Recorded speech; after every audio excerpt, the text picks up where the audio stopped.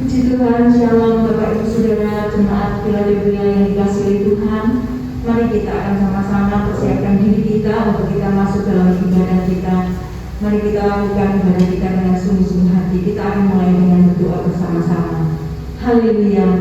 Bapa kami yang ada di dalam surga, di dalam nama-Mu Tuhan kami Yesus Kristus, bersama jemaat-Mu Tuhan, kami datang di hadap-Mu Tuhan. Kami mengucap syukur karena kasih sayang dan kebaikan Tuhan yang sudah kami rasakan dalam setiap kehidupan kami. Bapa yang baik, Bapa yang sangat mengasihi kami. Kami bersyukur bila mana kami ada sebagaimana kami ada saat ini. Ini semua adalah anugerah-Mu. Kami naikkan rasa syukur kami Tuhan. Kami mau menyembah memuji Engkau. Walaupun kami tidak bisa berkumpul bersama-sama, tetapi kami boleh merasakan hadirat-Mu di tengah-tengah kami. Engkau menyapa setiap keluarga jemaat-Mu. Engkau menyapa setiap hati kami Bapa, sehingga kami boleh merasakan kehadiran-Mu, sehingga penguatan-Mu bagi kami menjadi kekuatan bagi kami Tuhan. Terima kasih Bapa, kami mohon Tuhan untuk memimpin ibadah kami ini dari awal sampai selesainya. Biarlah Roh Kudus bekerja di tengah-tengah kami, sehingga kami semua boleh merasakan kehadiran Tuhan. Suasana surga ada di tengah-tengah kami. Suasana surga ada di tengah-tengah keluarga kami. Terima kasih Bapa. Urapi hamba-Mu yang akan melayani Engkau pada saat ini. Kami semua Tuhan urapi, sehingga kami semua Tuhan boleh diberkati oleh Tuhan. Terima kasih Bapa. Bila ada kuasa-kuasa yang lain Tuhan yang mengganggu kami fokus untuk beribadah kepada Engkau, biarlah Tuhan singkirkan semua. Dan kami percaya Tuhan membimbing setiap kami semua, sehingga kami boleh konsentrasi penuh menghadap kepada Tuhan pada saat ini. Terima kasih Bapa. Kami mengulangi dan kami awali ibadah kami pada pagi hari ini di dalam nama Tuhan kami Yesus Kristus, Gembala kami yang baik. Haleluya. Amin. Shalom Bapak Ibu Saudara. Dengan aku hidup pada saat ini, mari kita bersama berdoa kepada Tuhan. Mari kita siapkan hati kita.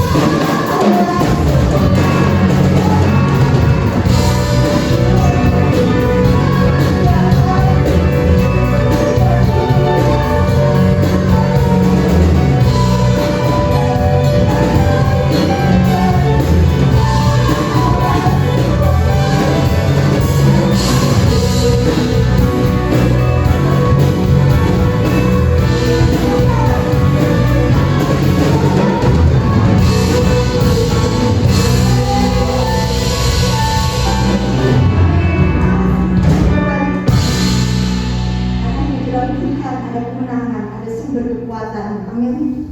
Mari kita persiapkan. Mari kita lebih jalan lagi. Masuk ke firman Tuhan. Dan yang firman Tuhan kita berbentuk menjadi sampah seperti itu. Terima kasih Tuhan, terima kasih.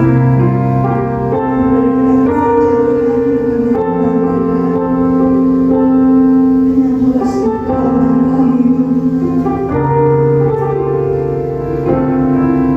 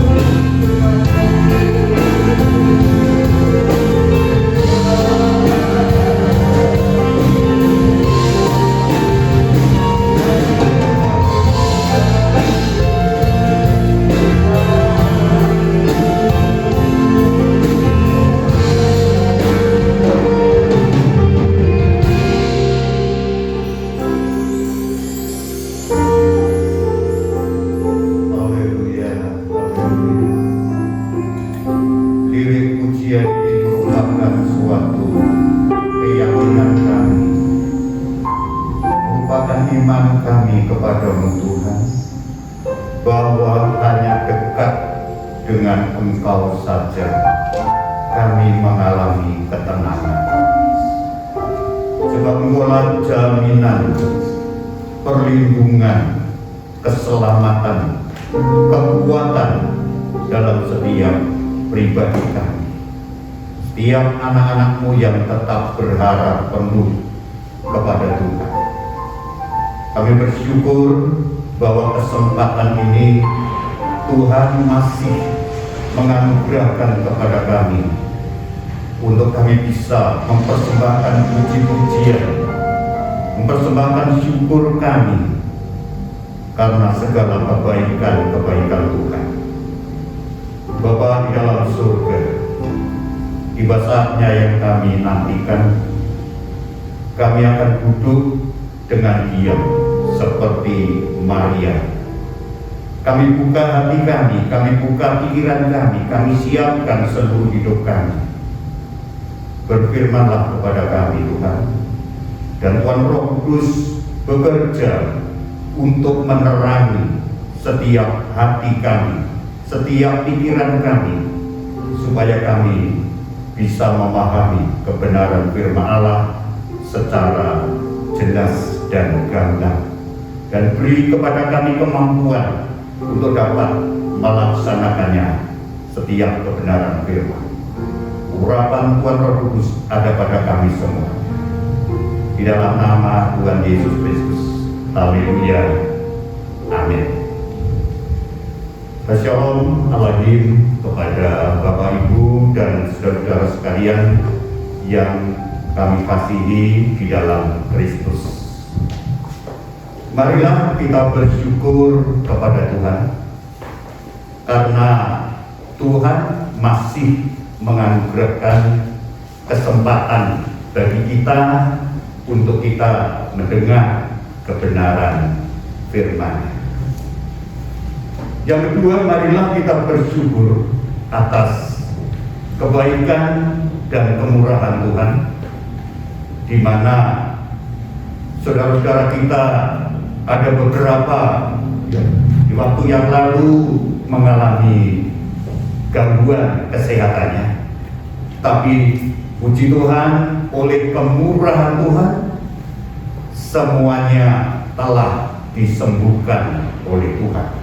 Dan inilah yang kita syukuri atas segala kepedulian dan kebaikan-kebaikan Tuhan.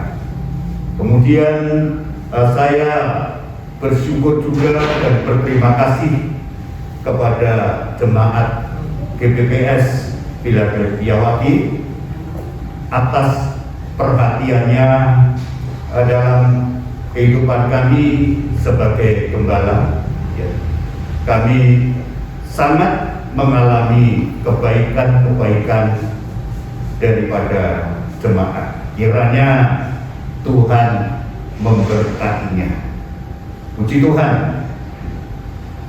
Kita akan mendengar kebenaran firman Tuhan. Saya mengharapkan kepada saudara-saudara semuanya telah mempersiapkan diri dengan baik di dalam keluarga masing-masing.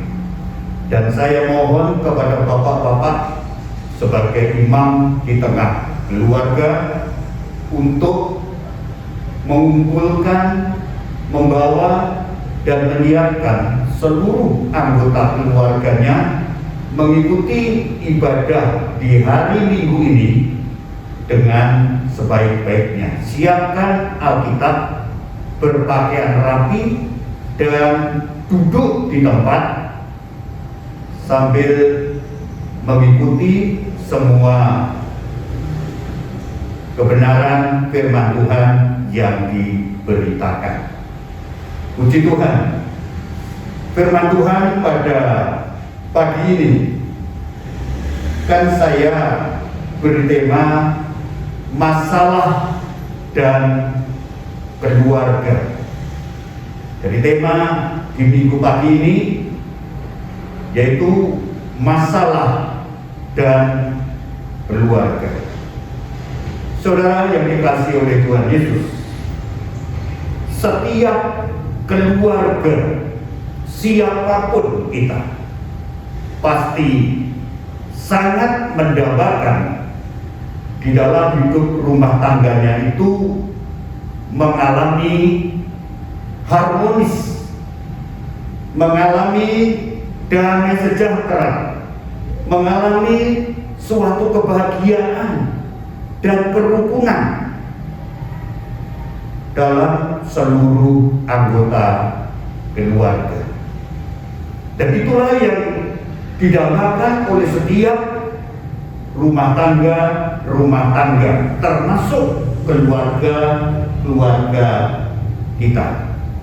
Namun demikian, saudara-saudara, kadang-kadang kita mengalami di dalam rumah tangga kita itu tidak selalu diwarnai dengan kebahagiaan, tidak selalu diwarnai dengan sukacita, kekompakan, keharmonisan, tetapi kadang justru terjadi sebaliknya. Terjadi suatu hal yang tidak kita inginkan, itu terjadi di tengah-tengah keluarga kita. Itulah yang disebut masalah. Memang kalau kita memperhatikan dengan baik dan mengakui secara jujur, tidak ada satu keluarga pun, satu rumah tangga pun tidak mengalami suatu konflik di dalam keluarganya. Tidak pernah tanpa mengalami kesalahpahaman. Bahkan seringkali terjadi hal-hal itu dalam kehidupan keluarga kita. Saudara yang dikasihi oleh Tuhan, mengapa itu bisa terjadi? Kita harus benar-benar mengingat dunia di mana kita tinggal, kita tempati adalah dunia yang sudah jatuh di dalam dosa. Dan orang-orang yang menempati dunia ini adalah orang-orang yang sudah berdosa. Di sekitar kita, di sana banyak dosa-dosa yang dilakukan. Ketika satu orang di dalam rumah tangga, dia orang berdosa, kemudian ditambah anggota yang satu lagi di dalam satu rumah sama-sama orang berdosa. Kemudian muncul lagi anak-anak juga yang telah mewarisi dosa. Maka disinilah yang seringkali terjadi adanya konflik, adanya kesalahpahaman, adanya perselisihan, pertikaian, dan lain sebagainya. Bahkan kalau kita memperhatikan, membaca dengan cermat tokoh-tokoh iman di dalam Alkitab, juga mereka itu lebih banyak yang mengalami masalah di dalam keluarganya. Perhatikan dari awal, keluarga Adam sudah menghadapi masalah. Kemudian kita melihat juga di sana adalah Nuh, keluarganya juga menghadapi masalah. Kemudian Abraham juga menghadapi masalah di dalam rumah tangganya. Ishak juga menghadapi masalah di dalam rumah tangganya. Yakub juga menghadapi masalah di dalam rumah tangganya. Ayub juga menghadapi masalah dalam rumah tangganya. Daud juga menghadapi masalah dalam rumah tangganya. Bahkan Raja Salomo juga menghadapi masalah dalam rumah tangganya. Dan masih banyak tokoh-tokoh lain di dalam hidup berkeluarganya juga menghadapi masalah. Jadi masalah tidak bisa terhindarkan, walaupun orang itu menjadi orang yang begitu sangat mengasihi Tuhan. Orang yang dikasihi Tuhan ternyata tidak luput dan tidak kebal dari masalah-masalah di dalam rumah tangga. Namun pada kesempatan ini firman Tuhan akan menyoroti satu keluarga yang seharusnya menjadi panutan bagi kita orang-orang yang percaya, yaitu Bapak Abraham atau keluarga Bapak Abraham. Mari kita akan membaca teks kita di dalam kitab Kejadian. Di dalam kitab Kejadian pasal yang ke-16. Kitab Kejadian pasal yang ke-16, saya bacakan ayat pertama hingga pada ayat yang ke-4 saja. Demikian firman Tuhan. Adapun Sarai, istri Abraham itu tidak beranak. Ia mempunyai seorang hamba perempuan orang Mesir, Hagar namanya. Berkatalah Sarai kepada Abraham, engkau tahu Tuhan tidak memberi aku melahirkan anak. Karena itu baiklah hampiri hambaku itu, mungkin oleh dialah aku dapat memperoleh seorang anak. Dan Abraham mendengarkan perkataan Sarai. Jadi Sarai istri Abraham itu mengambil Hagar, hambanya orang Mesir itu, yakni ketika Abraham telah 10 tahun tinggal di tanah Kanaan, lalu memberikannya kepada Abraham suaminya untuk menjadi istrinya. Abraham menghampiri Hagar, lalu mengandunglah perempuan itu. Ketika Hagar tahu bahwa ia mengandung, maka ia memandang rendah akan nyonyanya itu, yaitu Sarai. Saudara, di sini kita melihat mulai timbul masalah. Dalam khotbah ini saya akan menyampaikan dua pokok besar. Yang pertama ialah terjadinya masalah di dalam keluarga. Kemudian nanti bagian yang kedua, cara mengatasi atau menghadapi masalah. Mari kita akan melihat lebih dahulu bagian pertama, yaitu timbulnya masalah di dalam keluarga. Perhatikan baik-baik dalam pembacaan firman Tuhan tadi. Terjadinya masalah itu yang pertama adalah faktor kerohanian ataupun faktor spiritual. Faktor spiritual.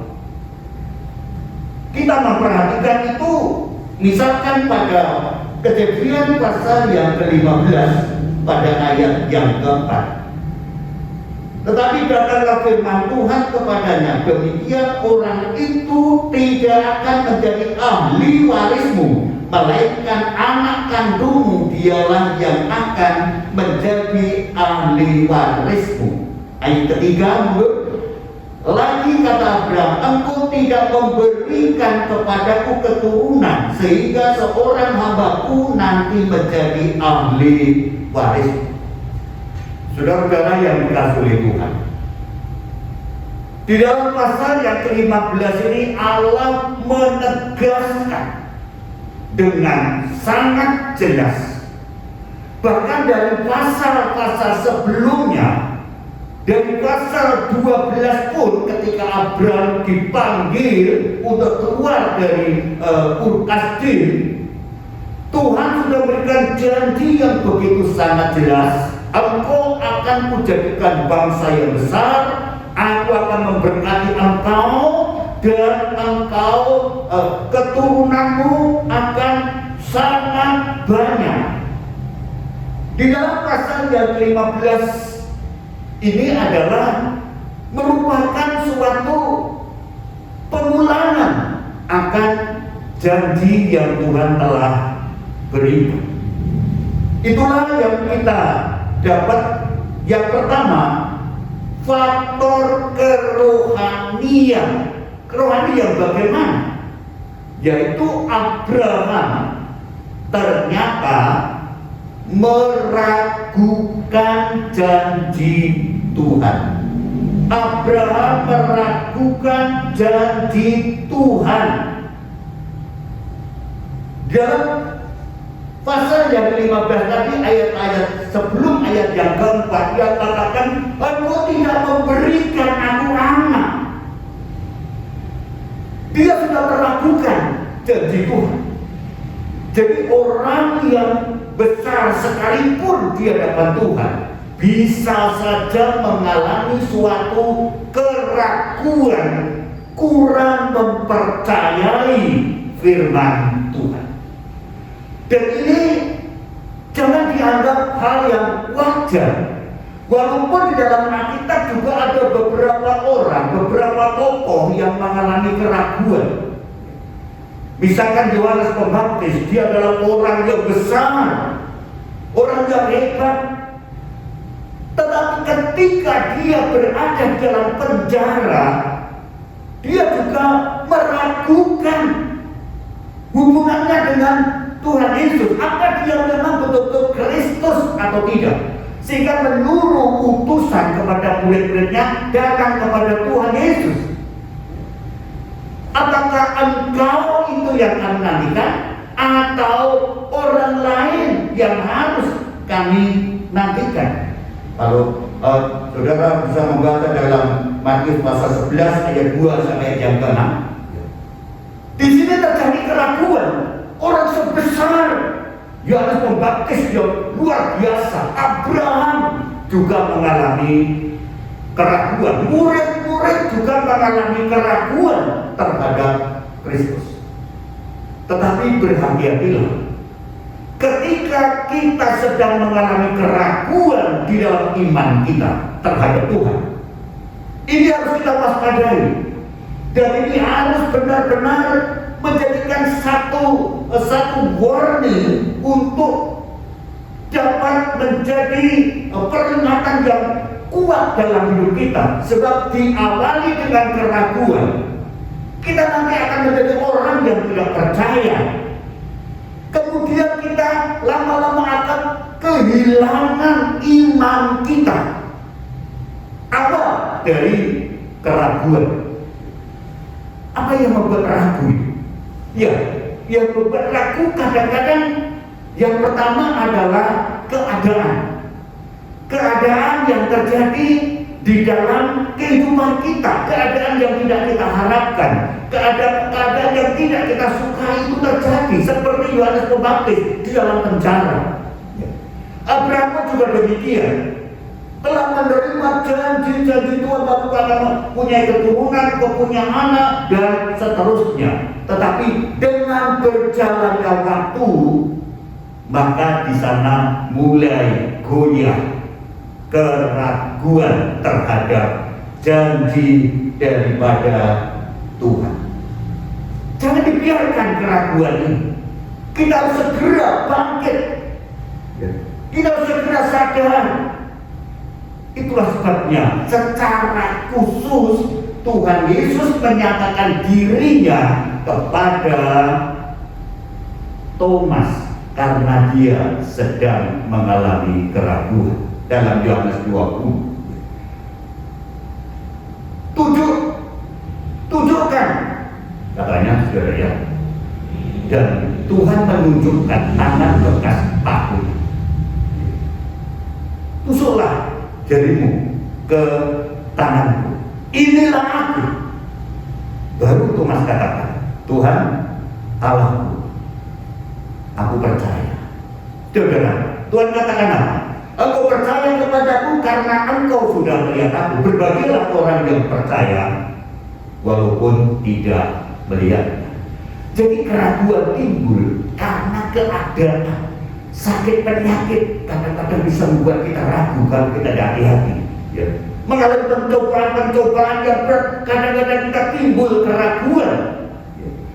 Kita menghadapi buntu jalan, kadang-kadang juga menimbulkan suatu keraguan. Dan kita harus benar-benar waspada untuk itu, segera sadar kembali. Jadi keadaan susah, keadaan masalah bisa menimbulkan keraguan. Kemudian yang kedua, keraguan yang dialami Abraham adalah karena tidak sabar dalam menunggu waktu yang Tuhan telah tetapkan. Ya.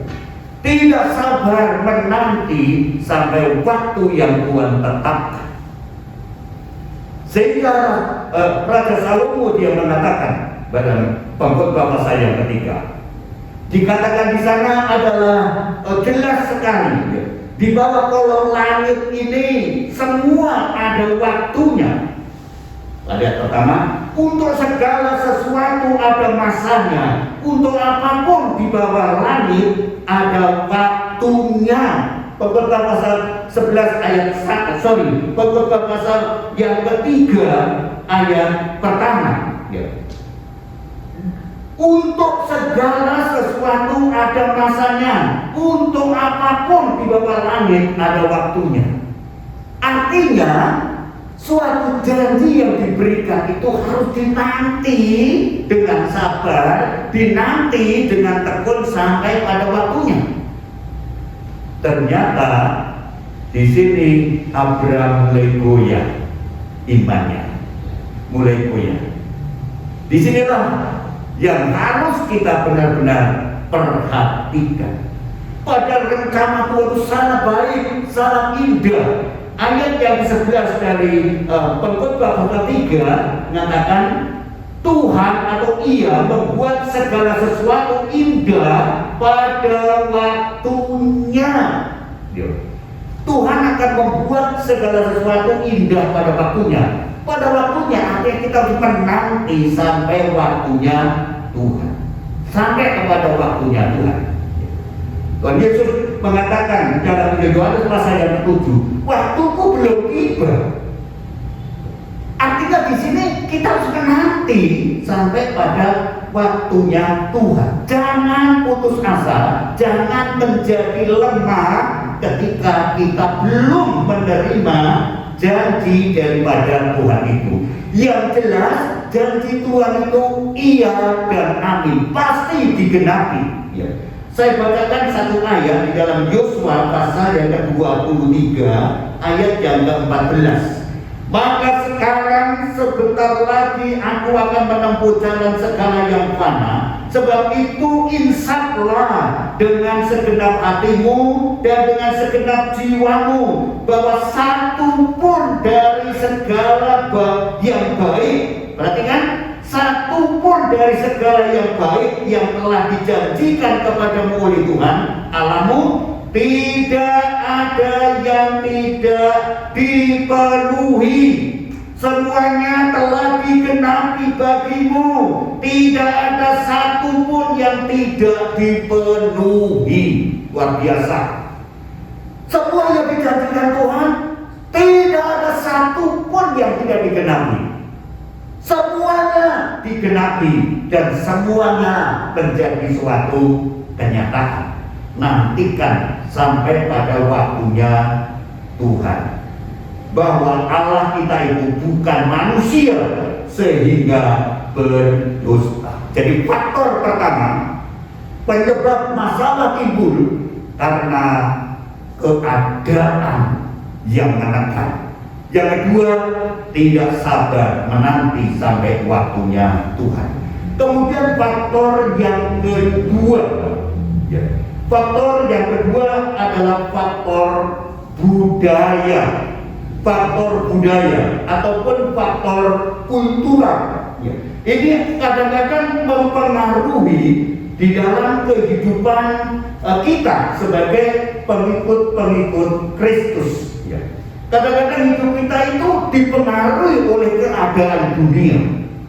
Ya, cara-cara dunia.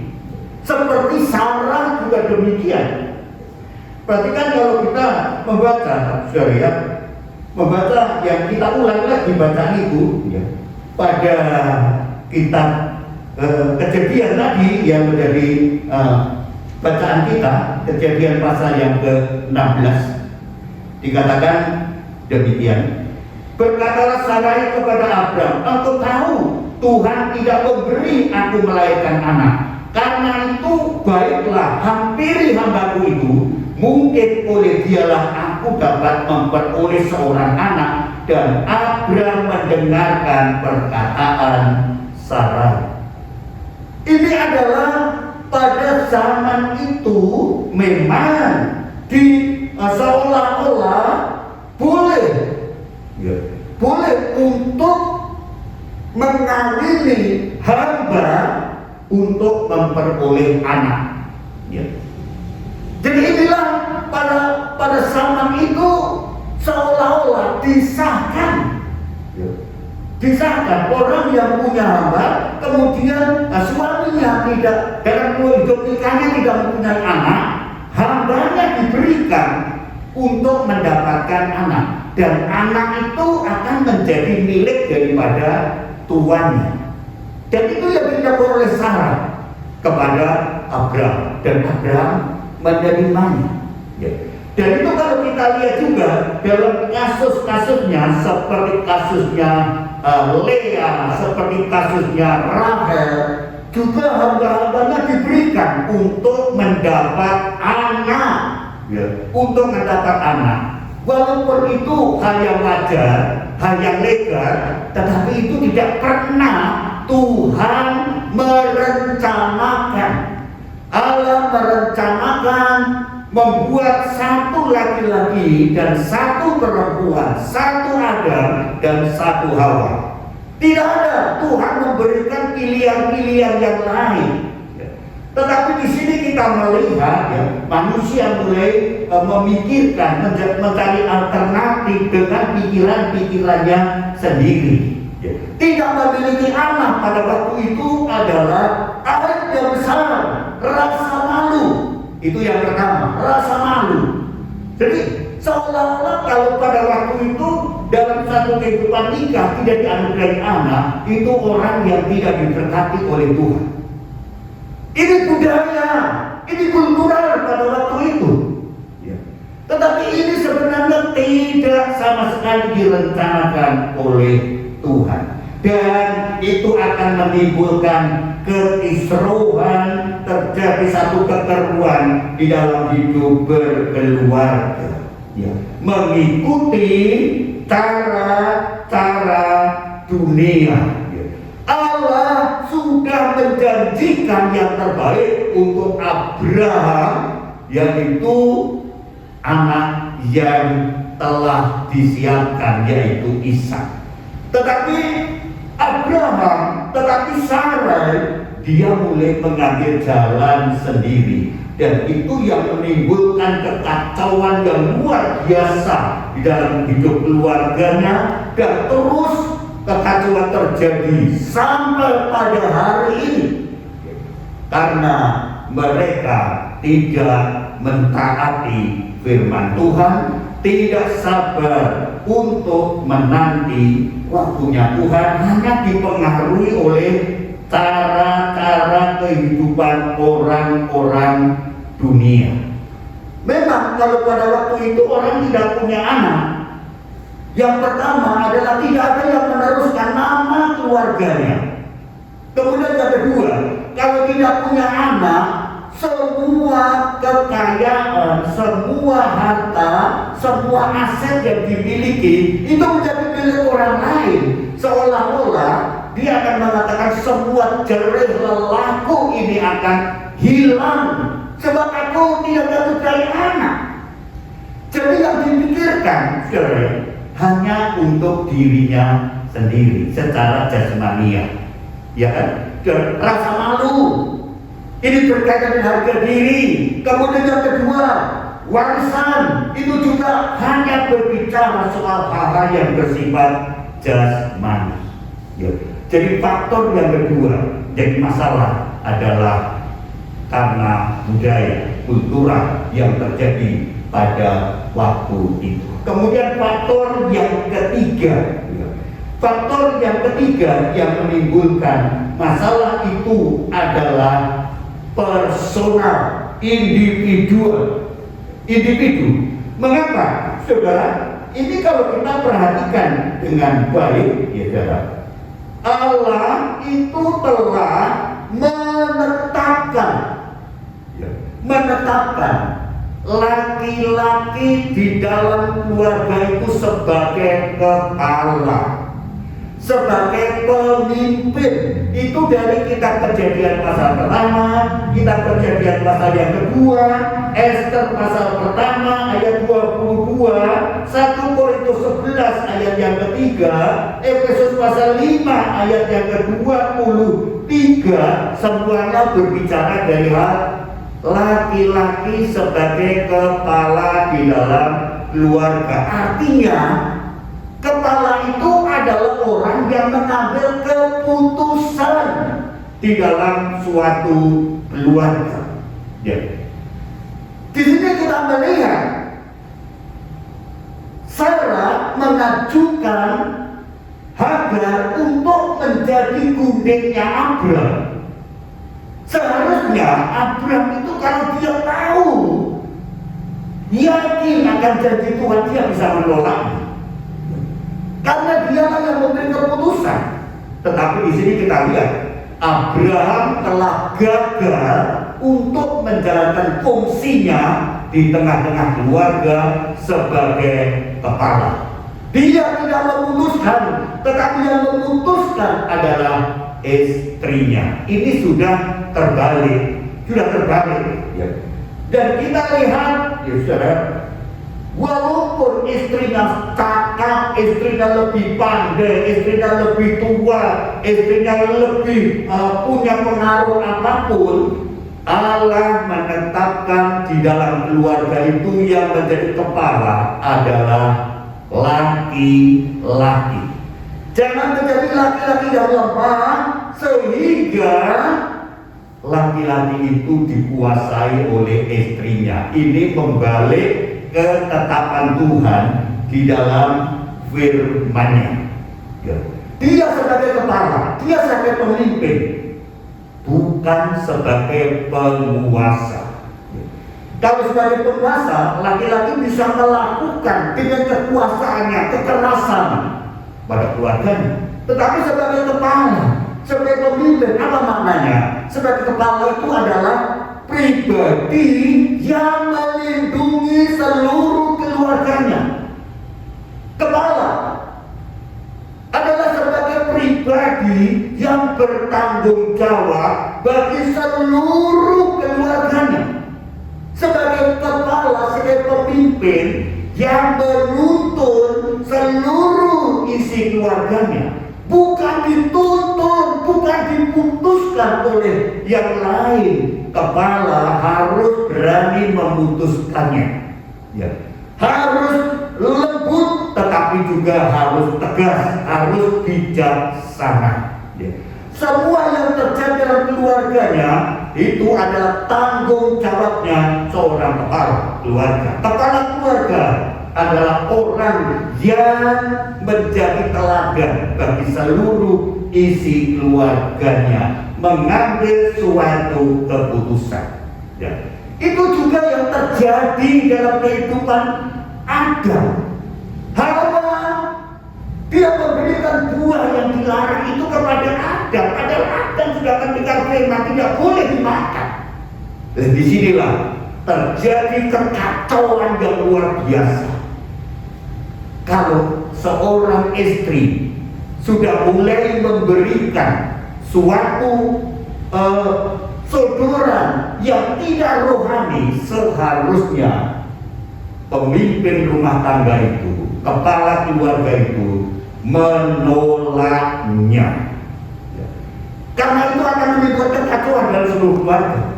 Apa yang dialami Abraham, kekacauan luar biasa. Apa yang dialami oleh Adam, Hawa, kekacauan luar biasa. Ayub dia tegas dalam penderitaan, istrinya usul, apakah masih bertekun kepada Tuhan? Kutuki Tuhan dan matilah.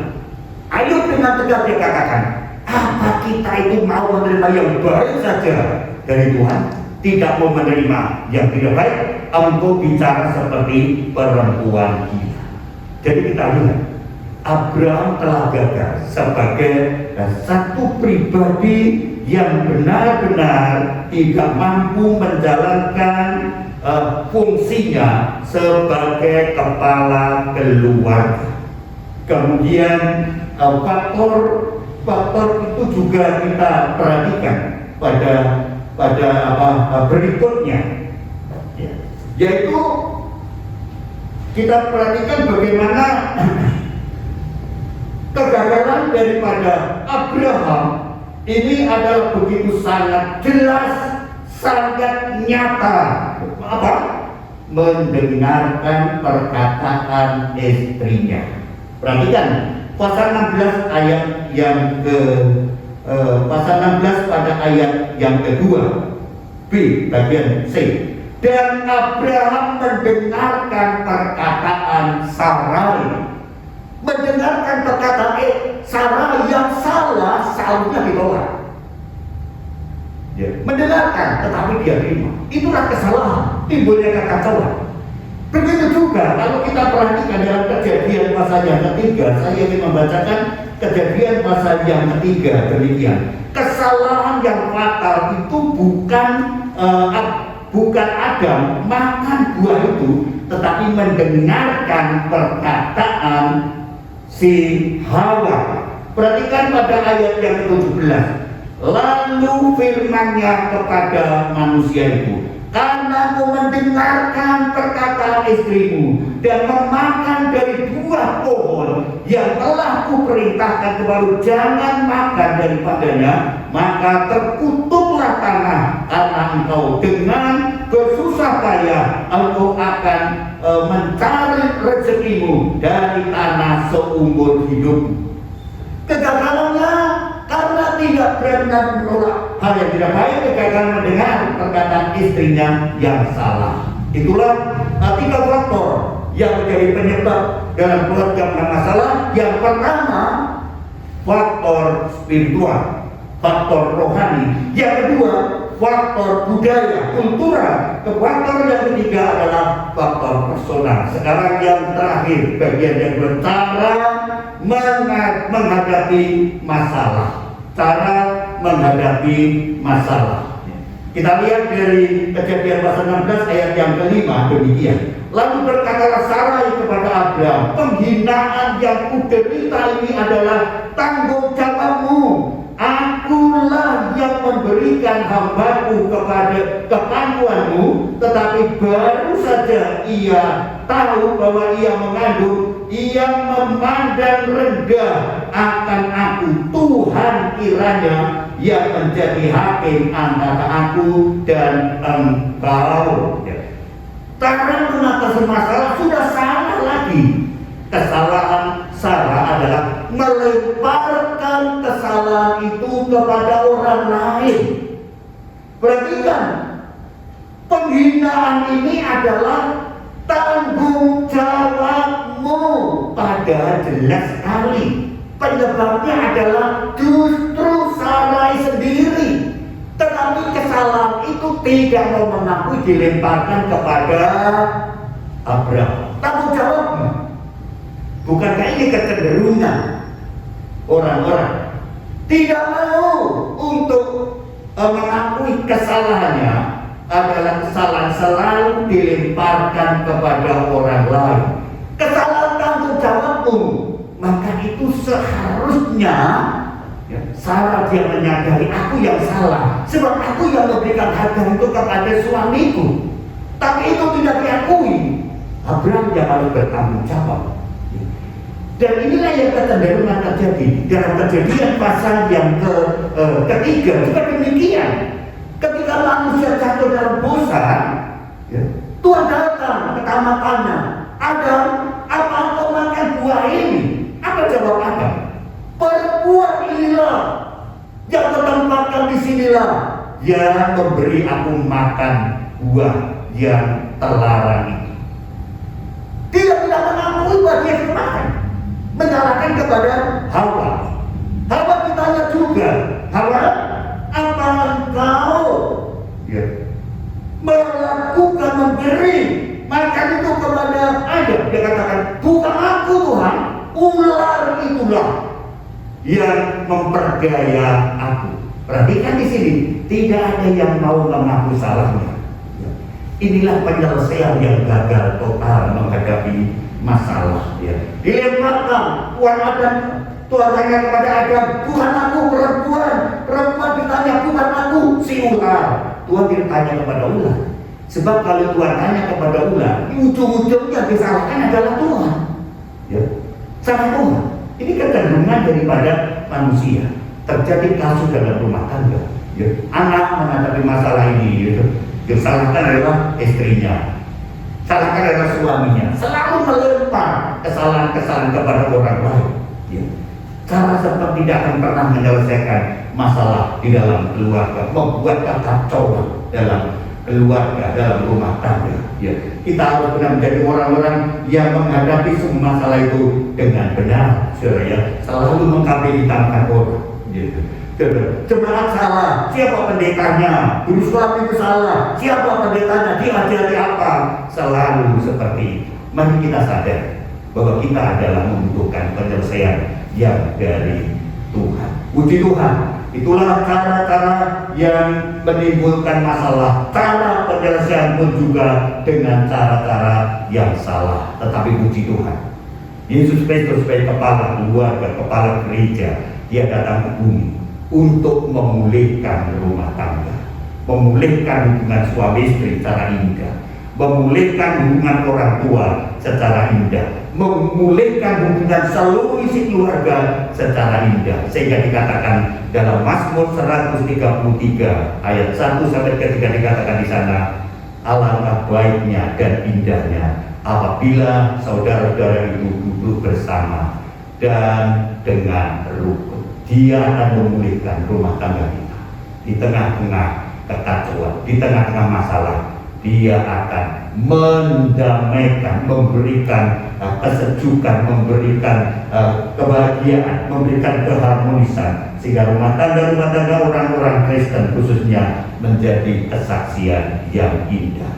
Tuhan Yesus menolong kita semuanya. Mari kita tunduk kepala, kita datang kepada Tuhan. Kami bersyukur pada Bapa di dalam surga untuk kebenaran firman-Mu. Dalam firman-Mu senantiasa Tuhan menjadi rema dalam setiap hati dan pikiran kami, sehingga rohani kami tidak pernah mengalami kemerosotan dalam situasi apapun. Tuhan, kami juga tidak dipengaruhi oleh segala pola-pola cara-cara duniawi yang di luar kehendak Tuhan. Tuhan Yesus, terima kasih, ampuni kami ketika kami sudah gagal untuk kami menjadi anak-anak-Mu. Kami ingin senantiasa Tuhan kembali kepada ajaran firman-Mu secara benar. Berkatilah semua Tuhan yang telah ambil bagian pelayanan ini, baik song leader, singer, pemain musik, Tuhan multimedia. Tuhan memberkati semuanya. Seluruh jemaat diberkati kesehatan, dilindungi, dan senantiasa diberkati dengan indah dalam seluruh isi rumah tangganya. Suami, istri, anak-anak, seluruh isi keluarganya mendapatkan anugerah daripada Tuhan. Jemaat yang berada di luar kota, luar pulau, semua juga dalam perlindungan Tuhan. Hamba berdoa Tuhan, satu saat Tuhan dengan mujizat kuasa-Mu, virus corona ini segera nyah dari negeri Indonesia ini, dan semua dapat dipulihkan kembali. Pujilah nama Tuhan, pujilah Engkau. Hamba berdoa di dalam nama Tuhan Yesus Kristus. Saudaraku sekalian, sekarang terimalah berkat dari Bapa, anugerah di dalam Yesus Kristus, dan kekuatan penghibur dalam Roh Kudus dicurahkan dari setiap kehidupan kita hari ini sampai selama-lamanya. Dalam nama Tuhan Yesus Kristus. Haleluya. Amin. Saudara yang dikasihi Tuhan, jangan lupa pada hari Minggu yang akan datang masih ibadah secara online. Saya harap semuanya dengan tertib dan hikmat ibadah dari rumah masing-masing. Jangan lupa terus saling mendoakan saling kita memberikan support satu dengan lain, dan kita tetap disiplin untuk kita menjaga kesehatan kita, masker terus pakai, cuci tangan, kemudian menjaga jarak. Tuhan Yesus menyertai kita. Haleluya, amin.